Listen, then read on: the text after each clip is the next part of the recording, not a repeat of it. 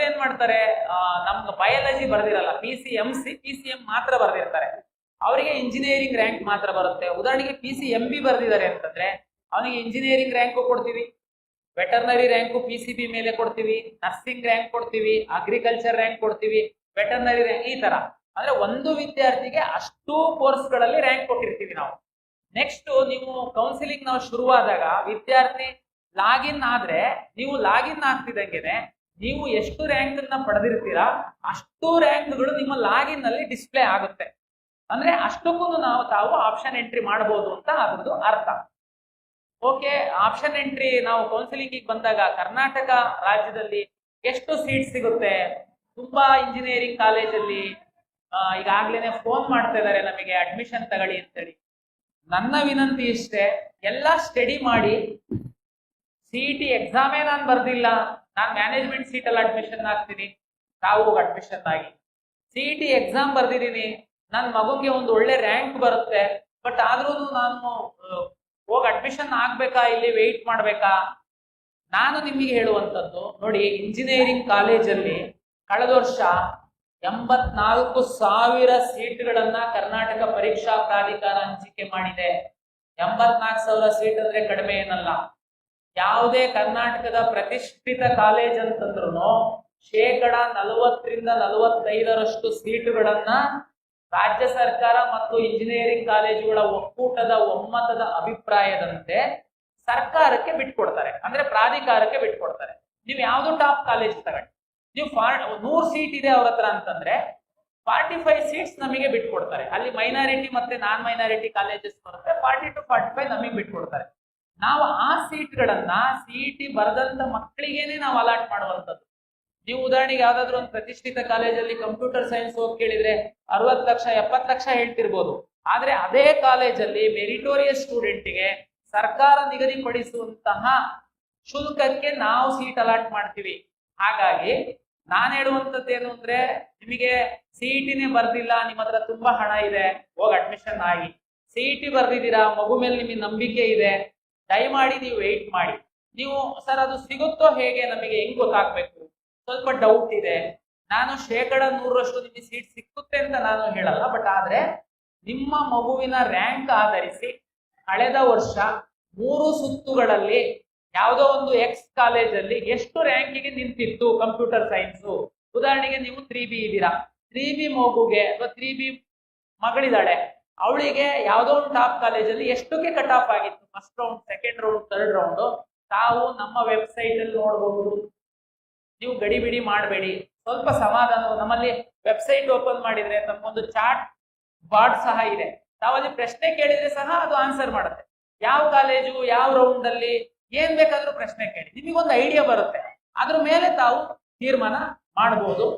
College ಬಗ್ಗೆ ಹೇಗೆ ತಿಳ್ಕೊಳ್ಳೋದು? ಓಕೆ, ಇಂಥ ಕಡೆ ವಿಸಿಟ್ ಮಾಡಿದ್ದೀರಾ, ಜೊತೆ ಕಾಲೇಜ್ ವೆಬ್ಸೈಟ್ ನೋಡಿ, ಜೊತೆಗೆ ಕರ್ನಾಟಕ ಪರೀಕ್ಷಾ ಪ್ರಾಧಿಕಾರದ ವೆಬ್ಸೈಟ್ ಅಲ್ಲಿ ಸಹ ನೀವು ಕಾಲೇಜ್ಗಳ ಮಾಹಿತಿ ಇದೆ, ನೋಡ್ಬೋದು.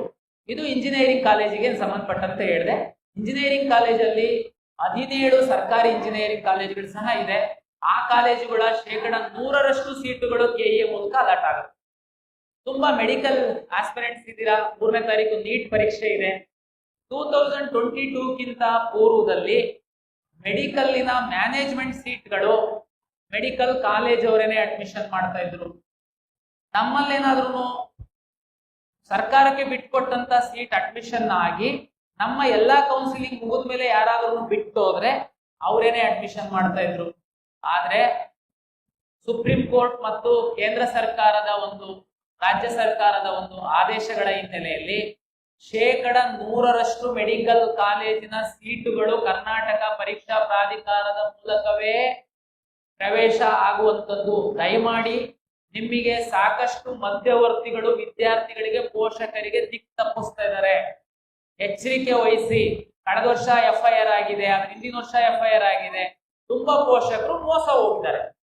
ಸರ್ ಇಲ್ಲ ಸರ್, ನಮ್ಮ ಪರಿಚಯದವ್ರು ಹೇಳಿದ್ದಾರೆ, ಅದು KE ಅವರು ಮಾಡೋದು ಸರ್ಕಾರಿ ಸೀಟು, ಮ್ಯಾನೇಜ್ಮೆಂಟ್ ಸೀಟ್ ಅಂತ ಇರುತ್ತೆ, ಅದನ್ನ ನಾನು ನೇರ ಅಡ್ಮಿಷನ್.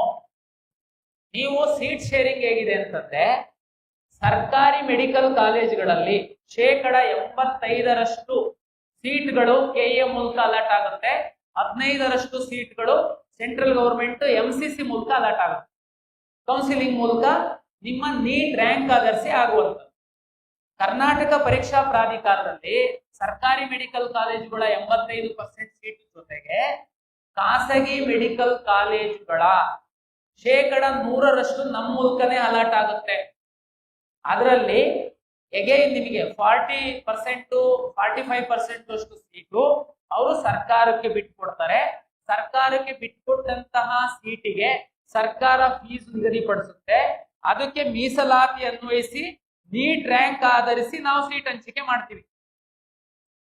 ಉಳಿದಂತೆ 40% ಸೀಟ್ ಏನ್ ಬರುತ್ತೆ, ಆ 40% ಸೀಟ್ ಅಲ್ಲಿ ಹೈಯರ್ ಫೀಸ್ ಅಂತೇಳಿ ಕಳೆದ ವರ್ಷ 12 ಲಕ್ಷ ಪ್ಲಸ್ ಸೀಟ್ ಇತ್ತು. ಹೈಯರ್ ಫೀಸ್ ಅಂತೇಳಿ ಅದನ್ನ ಸಹ ಸರ್ಕಾರ ಮತ್ತೆ ಮೆಡಿಕಲ್ ಕಾಲೇಜ್ ಅಸೋಸಿಯೇಷನ್ ಅವರು ಒಮ್ಮತದಿಂದ ನಿಗದಿಪಡಿಸ್ತಾರೆ. ಅದಕ್ಕೆ ಸಹ ಕೆಎ ಮೂಲಕನೇ ಸೀಟ್ ಅಲಾಟ್ ಆಗುತ್ತೆ ನಿಮ್ಮ ನೀಟ್ ರ್ಯಾಂಕ್ ಆಧರಿಸಿ. ಉಳಿಯುವಂತಹ 20% ಸೀಟ್ ಏನಿದೆ, 15ರಷ್ಟು ಮೆಡಿಕಲ್ ಸೀಟ್ಗಳು NRI ವಿದ್ಯಾರ್ಥಿಗಳಿಗೆ ಅಂತ ಇಡ್ತಾರೆ. 5% ಸೀಟು ಮ್ಯಾನೇಜ್ಮೆಂಟ್ ಸೀಟ್ ಅಂತ ಇಡ್ತಾರೆ. ಅದಕ್ಕೆ ಫೀಸ್ ಅಷ್ಟೇನೆ ಕಾಲೇಜ್ ಅವರು ಫಿಕ್ಸ್ ಮಾಡಬಹುದು. ಸೀಟ್ ಮಾತ್ರ ಕೆಇಎ ಮೂಲಕನೇ ಅಲಾಟ್ ಆಗುತ್ತೆ. ದಯಮಾಡಿ ಅರ್ಥ ಮಾಡ್ಕೊಳ್ಳಿ. ನಿಮ್ಗೆ ಇಲ್ಲೇನೆ ಮೆಡಿಕಲ್ ಸ್ಟೂಡೆಂಟ್ಸ್ ಪೋಷಕರಿಗೆ ಮಧ್ಯವರ್ತಿಗಳು ಮೋಸ ಮಾಡ್ತಾರೆ. ಯಾರಾದ್ರೂ ನೇರವಾಗಿ ಕಾಲೇಜಿಗೆ ಹೋಗಿ ತಾವು ಕೇಳಿದ್ರೆ ಅವ್ರು ಹೇಳ್ತಾರೆ, ನೋಡ್ರಪ್ಪ ನಮ್ದೇನಿಲ್ಲ, ಈಗ ಎಲ್ಲ ಕೆಇಎ ತಗೊಂಡಿದೆ, ತಾವು ದಯಮಾಡಿ ಕೆಇಎಗೆ ಅಪ್ರೋಚ್ ಆಗಿ. ಆದ್ರೆ ಯಾರಾದ್ರೂ ಮಧ್ಯವರ್ತಿಗಳಿಗೆ ಹೋಗಿ ಕೇಳಿದ್ರೆ ನನಗೆ ಎಲ್ಲ ಸೆಟ್ಟಿಂಗ್ಸ್ ಇದೆ, ಕಾಲೇಜವ್ರು ನಮಗೆ ಪರಿಚಯ ಇದ್ದಾರೆ, ಇಷ್ಟು ದುಡ್ಡು ಕೊಟ್ಬಿಡಿ ನಾನು ಮಾಡಿಸ್ತೀನಿ. ಆಗಲ್ಲ. ಉದಾಹರಣೆಗೆ ನಿಮ್ಮ ಹತ್ರ ಸಾಕಷ್ಟು ದುಡ್ಡಿದೆ, ನನಗೆ ಕೆಇಎ ಮುಖಾಂತರನೇ ನಾನು ಬರ್ತೀನಿ, ನಾನು ಹೋಗಿ ಕಾಲೇಜಿಗೆ ಮಾತಾಡ್ಕೊಂಡು ಬಂದಿದ್ದೀನಿ, ನೀನು ಜಸ್ಟ್ ಕೆಇಎಗೆ ಅರ್ಜಿ ಹಾಕು, ನಾನು ನಿಮಗೆ ಸೀಟ್ ಕೊಡ್ತೀನಿ ಅಂತ ಕಾಲೇಜ್ ಅವ್ರು ಹೇಳಿದ್ದಾರೆ. ನಂಬೇಡಿ, ಹೇಳ್ತೀನಿ ಹೇಗೆ ಅಂತ. ಉದಾಹರಣೆಗೆ ನಿಮ್ಮ ಕಾಲೇಜ್ ಒಂದು ಆತ್ಮೀಯತೆ ಇದೆ ಅಂತ ನೀವು ಮ್ಯಾನೇಜ್ಮೆಂಟ್ ಸೀಟ್ ಅನ್ನ ತಾವು ಮಾತಾಡಿಕೊಂಡು ಬಂದಿದ್ದೀರಾ. ನೀವು ಆ ಕಾಲೇಜಿನ ಆಪ್ಷನ್ ಎಂಟ್ರಿ ಮಾಡ್ತೀರಾ. ನಿಮ್ಮ ಮಗುದು 10 ಲಕ್ಷ ರ್ಯಾಂಕ್ ಇದೆ, ಆ ಕಾಲೇಜಲ್ಲಿ 2 ಮ್ಯಾನೇಜ್ಮೆಂಟ್ ಸೀಟ್ ಇದೆ. ಒಂದ್ ವೇಳೆ 6 ಲಕ್ಷ 7 ಲಕ್ಷ ರ್ಯಾಂಕ್ ಇರುವಂತಹ ನೀಟ್ ರ್ಯಾಂಕ್ ಇರುವಂತಹ ವಿದ್ಯಾರ್ಥಿ ಅದೇ ಕಾಲೇಜಿನ ಮ್ಯಾನೇಜ್ಮೆಂಟ್ ಸೀಟ್ ಹಾಕಿದ್ರೆ ನಿಮ್ಮ ಮಗುಗೆ ಸಿಗಲ್ಲ. 6 ಲಕ್ಷ 7 ಲಕ್ಷ ಇರೋ ಮಗುಗೆನೆ ಸಿಗುವಂಥದ್ದು. ಇಲ್ಲಿ ಯಾವುದು ಸಹ ಬ್ಯಾಕ್ ಡೋರ್ ಎಂಟ್ರಿ ಮೆಡಿಕಲ್ ಅಲ್ಲಿ ಇಲ್ಲ. 100% ಪಾರದರ್ಶಕವಾಗಿ ಆನ್ಲೈನ್ ಮೂಲಕ ಆಗುತ್ತೆ. ಎಂಟೈರು ನೀವು ನೋಡ್ಬೋದು. ಆಮೇಲೆ ಸರ್ ಇದು ಹೇಗೆ ಗೊತ್ತಾಗುತ್ತೆ, ಲಾಸ್ಟ್ ಇಯರ್ ಎಷ್ಟು ಸೇಮ್ ನಾನು ಇಂಜಿನಿಯರಿಂಗ್ ಹೇಳ್ದಂಗೆ ನಮ್ಮ ವೆಬ್ಸೈಟ್ ಅಲ್ಲಿ ಇಡೀ ಕಾಲೇಜ್ ವಾರು ಲಿಸ್ಟನ್ನೇ ಹಾಕಿದೀವಿ ನಾವು. ವಿದ್ಯಾರ್ಥಿ ರಿಜಿಸ್ಟರ್ ನಂಬರು, ವಿದ್ಯಾರ್ಥಿ ನೇಮು, ಅವನು ಏನು ನೀಟ್ ರ್ಯಾಂಕ್ ಇತ್ತು, ಯಾವ ಸೀಟ್ ಅವನಿಗೆ ಸಿಕ್ಕಿದೆ ಅಂತ ಹಾಕಿ. ಹಾಗಾಗಿ ನೀವು ಅತ್ಯಂತ ಪಾರದರ್ಶಕವಾಗಿದೆ. ನಿಮ್ಮ ಮಗು ಸಿಇಟಿ ರ್ಯಾಂಕ್ ಎಕ್ಸಾಮ್ ಬರೆದಿತ್ತು ಅಂತಂದ್ರೆ ಸಿಇಟಿ ರ್ಯಾಂಕ್ ಆಧರಿಸಿ engineering, pharma D pharma, B pharma, ಕೃಷಿ ವಿಜ್ಞಾನಗಳೇನ್ ಬರುತ್ತೆ, agriculture, sericulture, veterinary science, nursing seat allot ಆದ್ರೆ ನೀಟ್ ರ್ಯಾಂಕ್ ಆಧರಿಸಿ Ayush, dental, medical seat allot ಆಗುತ್ತೆ. ಆಯುಷ್, ಡೆಂಟಲ್, ಮೆಡಿಕಲ್ ಅಲ್ಲಿ ನೀಟ್ ರ್ಯಾಂಕ್ ಆಧರಿಸಿ 100% ಸೀಟುಗಳನ್ನ ಕರ್ನಾಟಕ ಪರೀಕ್ಷಾ ಪ್ರಾಧಿಕಾರವೇ ಅಲಾಟ್ ಮಾಡುತ್ತೆ. ಫೀಸ್ ಫಿಕ್ಸ್ ಮಾಡುವಂತದ್ದು ಮಾತ್ರ ಮ್ಯಾನೇಜ್ಮೆಂಟ್ ಮತ್ತೆ NRI ಗೆ ಸಂಬಂಧಪಟ್ಟಂತಹ ಫೀಸ್ ನ ಎಷ್ಟು ಬೇಕಾದ್ರೂ, ಹೈಯೆಸ್ಟ್ ಅಂದ್ರೆ 45 ಲಕ್ಷದ ಒಳಗಡೆ ಎಷ್ಟು ಬೇಕಾದ್ರೂ ಕಾಲೇಜ್ ಅವರು ಫಿಕ್ಸ್ ಮಾಡಬಹುದು. ನಾವು ನಮ್ಮ ವೆಬ್ಸೈಟ್ ಅಲ್ಲಿ ಪಬ್ಲಿಷ್ ಮಾಡ್ತೀವಿ. ಉಳಿದಂತಹ 80% ಸೀಟ್ಗಳಿಗೆ ಒಂದು ಒಮ್ಮತದ ಅಭಿಪ್ರಾಯದಿಂದ ಸರ್ಕಾರ ಮತ್ತು ಅಸೋಸಿಯೇಷನ್ ಫಿಕ್ಸ್ ಮಾಡ್ತಾರೆ. ದುಡ್ಡನ್ನ ಸಹ ನಾವು ಅಲಾಟ್ ಮಾಡುವಂತಹ ಸೀಟ್ಗಳಿಗೆ ಶುಲ್ಕವನ್ನ ನಾವೇ ಕಟ್ಟಿಸ್ಕೊಂತೀವಿ, ಕೆಇಎವರೇ ಕಟ್ಟಿಸ್ಕೊಂತೀವಿ. ನಂತರ ನಾವು ಕಾಲೇಜಿಗೆ ಟ್ರಾನ್ಸ್ಫರ್ ಮಾಡ್ತೀವಿ. ಸರ್ MCC ನಲ್ಲೂ ಮೆಡಿಕಲ್ ಕೌನ್ಸಿಲಿಂಗ್ ಆಗ್ತಿರುತ್ತೆ, ಕೆಇಎ ನಲ್ಲೂ ಆಗ್ತಿರುತ್ತೆ. ನಾವು ಅಲ್ಲಿ ಹೋಗ್ಬೇಕಾ ಇಲ್ಲಿ ಹೋಗ್ಬೇಕಾ, ಇಲ್ಲಿ ದುಡ್ಡು ಕಟ್ಟಿದ್ರೆ ನೀವು ವಾಪಸ್ ಕೊಡ್ತೀರಾ?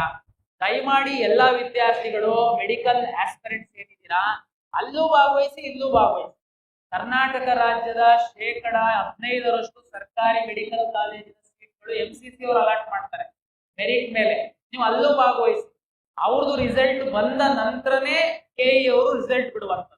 ಒಂದ್ ವೇಳೆ ಅಲ್ಲಿ ಸಿಕ್ಕಿತ್ತು ಅಂತಂದ್ರೆ ತಾವು ಹೋಗ್ಬೋದು. ಸರ್ ಅಲ್ಲಿ ಸಿಕ್ಕಿದೆ, ಅದಕ್ಕಿಂತ ಒಳ್ಳೆ ಕಾಲೇಜು ಕರ್ನಾಟಕದಲ್ಲಿ ಸಿಕ್ಬೋದಾ ಅಂತ ನಾನು ವೇಟ್ ಮಾಡ್ತೀನಿ, ನಿಮ್ ರಿಸಲ್ಟ್ ಬರತಕ್ಕ. No problem.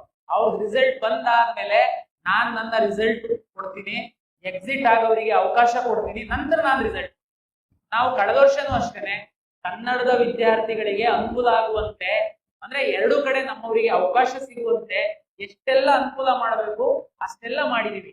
But third round ಒಂದು ಕೋರ್ಟಿಗೆ ಸ್ವಲ್ಪ ಕೇಸ್ ಆಗಿತ್ತು, ಅದು ನಮ್ಮ ತಪ್ಪಿದ್ದ ಅಲ್ಲ. ಲಾಸ್ಟ್ ಮೂಮೆಂಟ್ ಅಲ್ಲಿ ಸೀಟು ಇನ್ಕ್ರೀಸ್ ಆಗಿದ್ರಿಂದ ಥರ್ಡ್ ರೌಂಡ್ ಮಾತ್ರ ನಮ್ದು ಸ್ವಲ್ಪ ಡಿಲೇ ಆಯಿತು. ಉಳಿದಂತೆ ಕರ್ನಾಟಕ ರಾಜ್ಯದ ವಿದ್ಯಾರ್ಥಿಗಳಿಗೆ ಎಷ್ಟು ಅನುಕೂಲ ಮಾಡಬೇಕು ಅಷ್ಟು ಅನುಕೂಲ ಮಾಡಿಕೊಡ್ತೀವಿ. ಕೌನ್ಸಿಲಿಂಗ್ ಅಂತಂದ್ರೆ ಬೇರೆದೆಲ್ಲ ಏನಾಗುತ್ತೆ, ನಿಮಗೆ ಒಂದೇ ಕೋರ್ಸ್, ಉದಾಹರಣೆಗೆ MCC ಅಂತಂದ್ರೆ ಮೆಡಿಕಲ್ ಮಾತ್ರ ಅವರು ಅಲಾಟ್ ಮಾಡ್ತಾರೆ, ನೀವು ಆಪ್ಷನ್ ಎಂಟ್ರಿ ಮಾಡ್ಬೇಕು. ನಮ್ದು ಏನ್ ಸಮಸ್ಯೆ ನಿಮಗೆ ಅಂತಂದ್ರೆ, ನೀವು ಲಾಗಿನ್ ಓಪನ್ ಮಾಡಿದ್ರೆ 240ಕ್ಕಿಂತ ಹೆಚ್ಚು ಇಂಜಿನಿಯರಿಂಗ್ ಕಾಲೇಜ್ ಬರುತ್ತೆ. ಒಂದು ಇಂಜಿನಿಯರಿಂಗ್ ಕಾಲೇಜಲ್ಲಿ 10 ಬ್ರಾಂಚ್ ಇದ್ರೆ 10 ಬ್ರಾಂಚ್ ಬರುತ್ತೆ. ಅದೇ ರೀತಿ ಮೆಡಿಕಲ್ ಕಾಲೇಜು, ಆಯುಷ್, ಡೆಂಟಲ್ ಎಲ್ಲ ಬರೋದ್ರಿಂದ ನೀವು ಎಲ್ಲದಕ್ಕೂ ಆಪ್ಷನ್ ಹೇಗೆ ತುಂಬಾ ಕ್ಲಾರಿಟಿ ಇರುತ್ತೆ. ಕೆಲವರಿಗೆ ಮೆಡಿಕಲ್ಲೇ ಮಾಡೋದ್ ನಾನು, ಓಕೆ ನಿಮ್ದು ತೊಂದರೆ ಇಲ್ಲ. ಕೆಲವ್ರದ್ದು ಏನಾಗುತ್ತೆ, ಮೆಡಿಕಲ್ಲಿ ಟ್ರೈ ಮಾಡ್ತೀನಿ, ಸಿಕ್ಕಿಲ್ಲ ಅಂದ್ರೆ ಡೆಂಟಲ್, ಅದು ಸಿಕ್ಕಿಲ್ಲ ಅಂದ್ರೆ ಆಯುಷ್, ಅದು ಸಿಕ್ಕಿಲ್ಲ ಅಂದ್ರೆ ಪ್ಲಾನ್ ಬಿ ಇಂಜಿನಿಯರಿಂಗ್. ನೀವೇನ್ ಮಾಡ್ಬೇಕಾಗುತ್ತೆ, ಆಪ್ಷನ್ಸ್ ಗಳನ್ನ ಜಾಸ್ತಿ ಎಂಟ್ರಿ ಮಾಡ್ಬೇಕಾಗುತ್ತೆ. ಸರ್ ಎಷ್ಟು ಬೇಕಾದ್ರೂ ಮಾಡ್ಬೋದಾ? ಎಷ್ಟು ಬೇಕಾದ್ರೂ ಮಾಡ್ಬೋದು. ಆಪ್ಷನ್ ನಾವು ಅಲಾಟ್ ಮಾಡುವಾಗ ನಿಮ್ಮ ರ್ಯಾಂಕು, ನಿಮ್ಮ ರಿಸರ್ವೇಶನ್, ನಿಮ್ಮ ಪ್ರಿಯಾರಿಟಿ, ನೀವು ಯಾವ್ದು ಫಸ್ಟ್ ಅಂತ ಹಾಕಿದ್ದೀರಾ ಅದ್ರ ಮೇಲೆ ನಾವು ಮಾಡ್ತೀವಿ. ಸರ್ ಒಂದ್ಸರಿ ಮಾಡ್ತಿದ್ದಂಗೆನೆ ಇದಾಗ್ಬಿಟ್ಟು ಏನ್ ಚಿಂತೆ ಮಾಡ್ಬಿಡಿ, ನಾವು ಆಪ್ಷನ್ ಎಂಟ್ರಿ ಓಪನ್ ಮಾಡಿದ್ಮೇಲೆ ಮಾಕ್ ರಿಸಲ್ಟ್ ಅಂತ ಬಿಡ್ತೀವಿ. ಅದಾದ್ಮೇಲೆ ನಿಮ್ಗೆ ಒಂದು ಐಡಿಯಾ ಬರುತ್ತೆ, ಮತ್ತೆ ನಾವು ನಿಮಗೆ ಮೇಲೆ ಕೆಳಗೆ ಮಾಡೋದಕ್ಕೆ, ಡಿಲೀಟ್ ಮಾಡೋದಕ್ಕೆ ಅವಕಾಶ ಕೊಡ್ತೀವಿ. ಅದಾದ್ಮೇಲೆ ನಾವು ರಿಸಲ್ಟ್ ಬಿಡ್ತೀವಿ. ಅಲ್ಲೂ ತಪ್ಪಾಗಿತ್ತು, ನೀವು ಸೆಕೆಂಡ್ ರೌಂಡಿಗೆ ಬರ್ಬೋದು ಅಪ್ಗ್ರೇಡೇಷನ್. ಹಾಗಾಗಿ ನಾನು ಮುಂದಿನ ದಿನಗಳಲ್ಲಿ ವಿದ್ಯಾರ್ಥಿಗಳಿಗೆ ಕೌನ್ಸಿಲಿಂಗ್ ಇದ್ದು ಹೆಚ್ಚಿನ ಮಾಹಿತಿ ಹೇಳ್ತೀನಿ. ಇಲ್ಲಿ ಎರಡೇ ವಿಷಯನ ನಾನು ಹೇಳೋದಕ್ಕೆ ಹೆಚ್ಚು ಇಷ್ಟಪಡುವಂಥದ್ದು, ಈ ಸಂದರ್ಭದಲ್ಲಿ ಪರೀಕ್ಷೆ ಆಗಿದೆ, ನೆಕ್ಸ್ಟ್ 20-25 ದಿವಸದೊಳಗಡೆ ರಿಸಲ್ಟ್ ಬರುತ್ತೆ. ನಮ್ಮ ರಿಸಲ್ಟ್ ಯಾವಾಗ ಕೊಡ್ಬೇಕಾಗುತ್ತೆ ನಾನು ಅಂತಂದ್ರೆ, PUCಯ 2ನೇ ಪರೀಕ್ಷೆಯ ಫಲಿತಾಂಶ ಬಂದ ನಂತರವೇ ನಾನು ಕೊಡ್ಬೇಕು. ಯಾಕೆಂದ್ರೆ ಬೆಸ್ಟ್ ಆಫ್ 2 PUದು ರಿಸಲ್ಟ್ ತಗೊಂಡು ನಾನು ನನ್ನ ರಿಸಲ್ಟ್ ಕೊಡ್ಬೇಕಾಗಿರೋದ್ರಿಂದ ಅವರ ರಿಸಲ್ಟ್ ನಾನು ಕಾಯ್ಬೇಕಾಗುತ್ತೆ. ಅವರ ರಿಸಲ್ಟ್ ಬಂದ ಒಂದು ವಾರದೊಳಗಡೆ ನಾನು ರಿಸಲ್ಟ್ ಕೊಡ್ತೀನಿ. ಅದ್ರೊಳಗಡೆ ನಿಮಗೆ ಒಂದು 20-25 ದಿವಸ ಸಮಯ ಇದೆ. ವಿದ್ಯಾರ್ಥಿಗಳು ನಮ್ಮ ವೆಬ್ಸೈಟ್ ಅಲ್ಲಿ ಹೋಗಿ ಕಳೆದ ವರ್ಷದ ಕಾಲೇಜು ವಾರು, ಕೋರ್ಸ್ ವಾರು ರ್ಯಾಂಕ್ ಗಳನ್ನ ತಾವು ಸ್ಟಡಿ ಮಾಡಿ, ಜೊತೆಗೆ ನೀವು ಏನು ಅರ್ಜಿ ಹಾಕಿದೀರಾ ಅರ್ಜಿಯನ್ನ ಒಮ್ಮೆ ಪರಿಶೀಲನೆ ಮಾಡಿಕೊಳ್ಳಿ. ನೀವು ಎಲ್ಲಾ ಮೀಸಲಾತಿ ಹಾಕಿದೀರಾ, ಎಲ್ಲದೂ ಕರೆಕ್ಟ್ ಇದೆಯಾ ಅದನ್ನ ಒಂದ್ಸರಿ ನೋಡ್ಕೊಳ್ಳಿ. ವಿಶೇಷ ಕೆಟಗರಿಯ ವಿದ್ಯಾರ್ಥಿಗಳು ದಾಖಲೆ ಪರಿಶೀಲನೆಗೆ 4ನೇ ತಾರೀಕಿಂದ ಇಟ್ಕೊಂಡಿದೀವಿ. ನಾವು ಬನ್ನಿ ದಾಖಲೆ ಪರಿಶೀಲನೆ ಮಾಡ್ಕೊಳ್ಳಿ. ಮತ್ತೆ ಕಳೆದ ವರ್ಷ ನಾವು ಈ PWD ಪರ್ಸನ್ ವಿತ್ ಡಿಸೆಬಿಲಿಟಿ ವಿಶೇಷ ಚೇತನ ವರ್ಗದಲ್ಲಿ 26 ವಿದ್ಯಾರ್ಥಿಗಳು ನಮಗೆ ಮಧ್ಯವರ್ತಿಗಳ ಒಂದು ಸಹವಾಸ ಮಾಡಿ ಮೋಸ ಮಾಡ್ಲಿಕ್ಕೆ ಬಂದ್ರು. ಅವರೆಲ್ಲರ ಮೇಲೆ ನಾವು FIR ಹಾಕಿದ್ವಿ.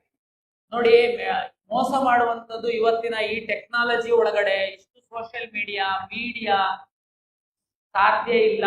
ಆ ಟೈಮಿಗೆ ನೀವೇನಾದ್ರೂ ಮಾಡಿದೀವಿ ಅಂತ ಖುಷಿ ಆಗ್ಬೋದು, ಆದ್ರೆ ಸಿಸ್ಟಮ್ ಒಳಗಡೆ ನೀವು ಮೋಸ ಮಾಡಿ ಬಂದ್ರೆ ಹೊರಗಡೆ ಅಷ್ಟೇ ಖುಷಿಯಾಗಿ ಹೋಗುವಂತದಕ್ಕೆ ಸಾಧ್ಯ ಇಲ್ಲ.